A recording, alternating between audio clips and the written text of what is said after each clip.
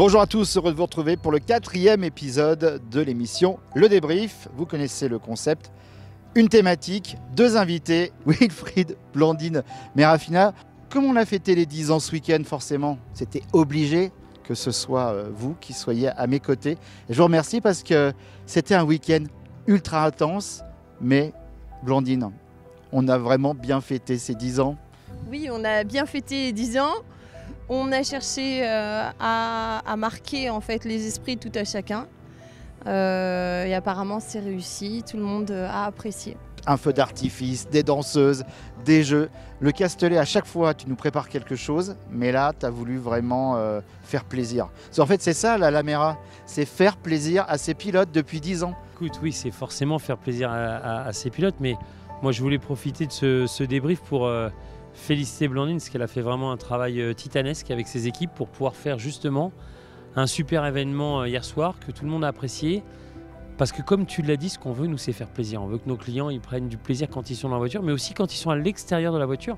C'est presque le plus important, l'extérieur, parce que quand ils sont à l'intérieur, on ne maîtrise plus rien. Ils se rentrent dedans, ils se doublent, voilà, c'est pas nous qui maîtrisons. Mais c'est vrai que quand ils sont à l'extérieur, le pot, l'animation, la soirée, le DJ, le machin, c'est ça qui est important. Et c'est vrai que hier soir, quand on a remballé à 1h30, même s'il y avait encore une course ce matin, c'était juste top de se dire que tout le monde avait la banane. Il y a 10 ans, nous étions tous les 3 ici. C'était juillet 2012 au Castellet. Est-ce que vous vous souvenez là, qu'est-ce qui arrive comme émotion il y a 10 ans? 12 voitures au départ. Voilà, 12 voitures contre 36 aujourd'hui. Donc on va dire moins d'une centaine en tant que personne. Et hier, on a compté 750 personnes. Donc on est plutôt content puisque ça fait qu'évoluer avec un incendie quand même qu'on a subi en 2016, hein, faut pas l'oublier. On a avancé, voilà, et on est plutôt content de ce qu'on a fait, je pense. Oui, parce que la Lamera Cup, très objectivement, il y a peut-être la discipline où il y a le plus de roulage. Alors ça, c'est sûr. Alors, objectivement, c'est la discipline en France, voire même en Europe, où nos pilotes roulent le plus, puisque c'est 122 heures de roulage dans l'année, plus de 90 heures de course. Donc c'était clairement ce qu'on voulait au départ. C'est-à-dire que nous, on ne voulait pas faire de sprint. On voulait que nos pilotes ils passent tout le week-end avec nous. Et c'est vrai qu'il y a plein de fois, on aurait préféré que les courses soient plus courtes. Hein, parce que ça aurait masqué peut-être les défauts de jeunesse de notre voiture. Mais tu vois, si je devais te dire un truc, 2012, c'était là, sur le dessus, là, il y avait une terrasse. On était tous les deux, on a vu nos voitures. Et quand elles sont passées, on avait les larmes aux yeux, quoi. On était trop contents. Quand 5 minutes après, elles faisaient plus de bruit, c'était déjà moins drôle. Mais c'est vrai que de voir qu'aujourd'hui, tu as des voitures qui se battent pendant toutes les courses, on voit ce week-end la 61, la 62 qui se sont battues sur les 2 courses et qui finissent à chaque fois à moins de 10 secondes, c'est juste magique, quoi. C'est ça le sport. C'est-à-dire qu'aujourd'hui, moi, je suis heureux que nos voitures fassent des courses où la bataille c'est jusqu'à la fin, où le titre se joue jusqu'à la dernière course, où les mécaniciens donnent le meilleur d'eux-mêmes, où vous donnez le meilleur de vous-même, où le photographe donne le meilleur de lui-même, où Anto, le speaker, donne le meilleur de lui-même. Et c'est vrai que c'est ça, la Lamera, c'est une famille en fait. C'est tout le monde donne le meilleur de soi-même pendant un week-end pour que finalement, que tu aies été performant ou pas performant, tu aies passé un week-end de dingue. C'est tout ce qui compte. Alors tu sais qu'on aime bien parler sur un côté un peu plus business et économie dans cette émission, plutôt que sportif. Mais vous avez réussi à faire progresser la Lamera d'une manière fulgurante sans exploser les coûts. Ça, c'est aussi un défi. Alors, c'est plus qu'un défi, surtout en ce moment. Parce qu'en ce moment, tout s'envole, le prix du carburant, le prix des matières premières, etc. Mais ça a toujours été notre leitmotiv. C'est-à-dire que quand on en a parlé avec Blandine, on s'est toujours dit il faut que ça puisse rester accessible. Même si le sport automobile, c'est pas accessible à tous, c'est certain. Mais on voulait que ça soit une discipline accessible pour que justement, les clients, quand ils viennent, ils ne se posent pas de questions et qu'ils puissent finir. Tu vois, par exemple, d'obliger tout le monde à assurer sa voiture, c'est les obliger à se garantir finalement d'être là la prochaine, alors que le pilote qui ne l'assure pas dans un autre championnat peut se faire détruire sa voiture et c'est fini. Nous, on a mis certaines règles qui ont été peut-être un petit peu au début jugées comme un peu dures, mais qui finalement permettent chaque année d'avoir tous nos concurrents du début à la fin de la saison. Un souvenir, Blandine, là, sur ces 10 ans, pas facile. Des souvenirs, il y en a plein. Un souvenir, on a eu de la pluie toute l'année sur une saison. Et notre leitmotiv était de dire on va aller à Navarra, en Espagne, s'il va faire beau, allez, on se motive.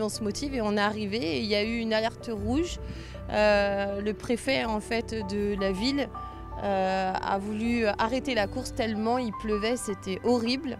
Et pour le podium, on a eu un excellent soleil. C'est vrai. Et puis là, il y a on va parler un peu d'émotion.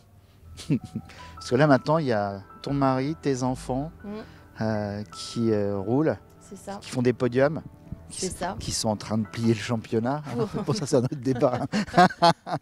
On va voir si cela, cette année, Ils c'est ont la comme dernière. consigne de lever un peu le pied, parce Ouais. que là aussi, quand on est organisateur, c'est toujours compliqué de gagner. Parce que forcément, il y a la triche alors que ça se fait à la loyale. Mais voilà, ils ont été tellement frustrés ces dernières années à rouler et Wilfried disait toujours faut lever le pied, on n'a pas le droit de gagner. Là, ils ont dit bon, allez, pour les 10 ans, on a le droit. Très bien. Bon, et du coup, ouais, forcément, il y a la maman aussi qui a une émotion. L'épouse, la maman. Oui, toujours très compliqué. Je regarde pas les chronos, j'évite de regarder les écrans. Je sors la tête de temps en temps pour voir où est-ce qu'ils en sont, mais voilà, j'essaye de pas trop être présente parce que sinon ça va me mettre en stress, donc j'ai pas trop envie, quoi. On va parler de business. Il y a quelque chose qui a changé cette année. Des petits jeunes qui arrivent. En fait, à la base, c'est des chefs d'entreprise, on est d'accord à la base. Et là, des petits jeunes parce qu'ils se disent, tiens, nous, on va tellement rouler en Lamera que si on veut faire une carrière en GT, la Lamera, c'est la meilleure des écoles. Je pense que tu résumes bien le truc. C'est-à-dire que, comme tu l'as dit, il y a en effet des chefs d'entreprise qui viennent depuis le début. Et c'est vrai que cette année, on a des Paul Levet et autres qui sont venus un peu gonfler les rangs de la Lamera Cup parce que justement, ils ont des ambitions. Pas forcément de faire de la Lamera à vie. Peut-être faire les... en effet, ils veulent marcher sur les traces de Stéphane Tribonini qui finalement est venu chez nous. Il a fait une saison et demie. Et puis aujourd'hui, il roule dans des GT. Est-ce qu'il fera carrière? Est-ce qu'il sera un jour pilote professionnel en tant que tel? Je ne suis pas sûr. Mais pour autant, il roule dans des super voitures, sur des super championnats. Il a vraiment montré qu'on pouvait partir de rien et aller loin. Et je me permets, Patrice, j'invite la Fédération française du sport automobile à nous aider justement. Parce que notre rêve, c'est ça. C'est-à-dire que nous, nos enfants, ils roulent avec nous, ils ont la chance de pouvoir faire ça et ils se débrouillent plutôt bien. Mais si on pouvait demain matin avoir un quart de notre plateau où c'est des jeunes qui ont envie de se battre tout en respectant les règles et sans se rentrer dedans, parce que c'est ça le but du jeu aussi, c'est que le lundi matin, tout le monde va travailler. Mais c'est vrai que ça peut être un bon tremplin pour apprendre les circuits, pour apprendre la course en peloton, pour apprendre la bataille. Et ça s'apprend pas derrière un jeu vidéo, ça s'apprend en vrai. Et ils seront les bienvenus chez nous.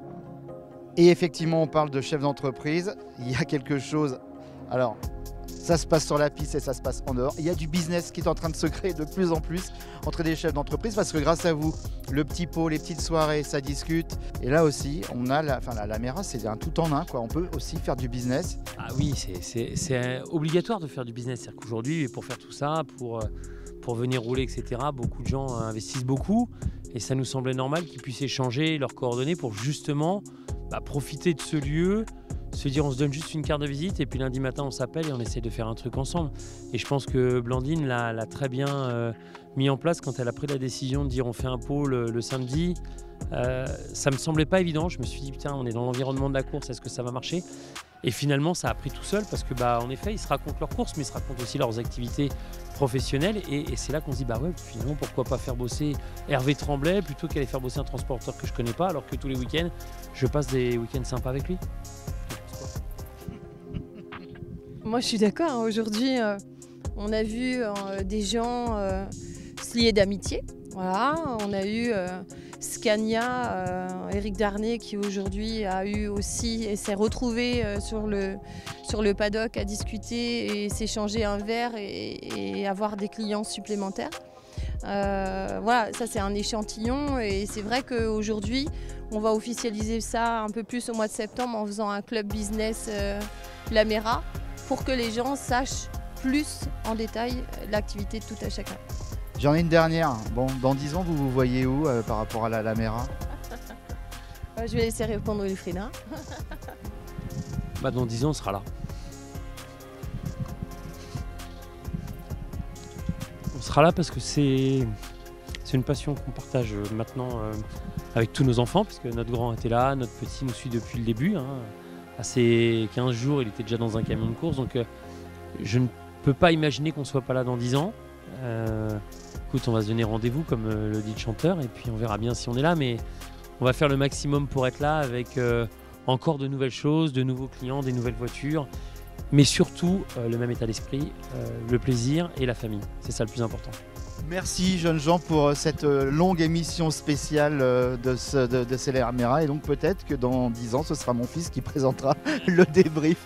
Hein, il aura quoi? Il aura dans 10 ans, il aura 20 ans. Très bien. Rendez-vous en attendant à Portimao, ce sera déjà pas mal. Allez, à très bientôt, merci.